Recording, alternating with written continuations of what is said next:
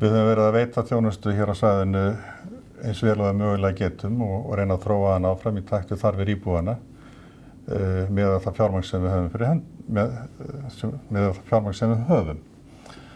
Við erum að sjá hérna íbúana verða eldri og það kallar á meiri þjónustu, þannig að ef vel ætti að vera þá þyrfti að vera hægt að gefa meira í, en með þær kannanir sem við höfum gert á svæðinu og þá vera sjúklingar svona heilt yfir vera ánægðir með þjónustuna.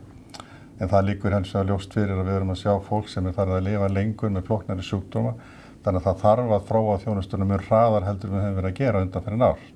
Núverandi þjónustustig það mætir að verulegu leyti þörfum þeirra sjúklingar sem við erum að þjónusta, en það má gera betur og þarf að gera betur.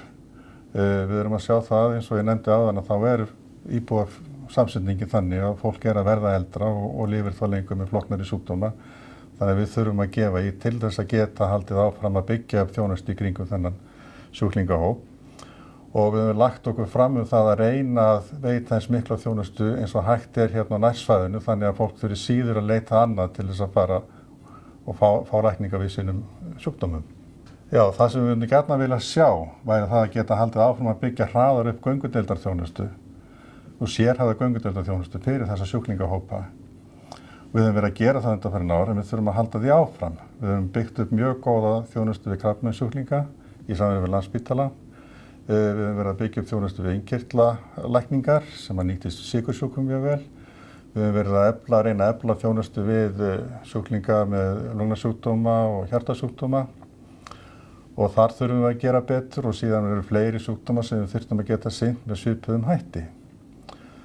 Þessu utan þá höfum við verið að horfa til þess að reyna að byggja hér upp hjartaþreifingar við sjúkrahúsið og höfum verið að vinna þarfagreiningar hvað það varðar og það ávinningur af því fyrir íbúa hér á svæðinu. Og þetta allt svona liður í því að reyna að færa eins mikið á þjónustunni hér nær íbúanum, þannig að þau þurfi síður að leita lengri leiða.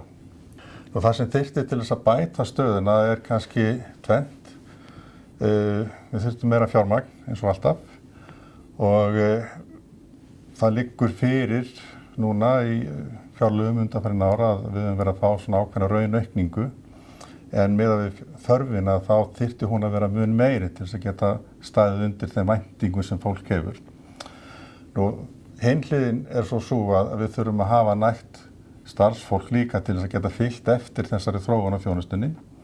Og það hefur gengið alveg þokkalega vel fram að þessu, en við sjáum svona ef við horfum til lengri tíma þá þurfum við að fá fleira fólk til þess að fara í sérhæfðari heilbrigðismenntun og það fólk komi síðan hingað til okkar. Og til þess að gera það þá þurfum við að geta boðið upp á vel gott vinnuumhverfi sem að fólk vill koma, því við sjáum það líka að fólki á vinnualdri kemur til með að fækka á komandi árum. Og það eru meira samkeppni með það fólk.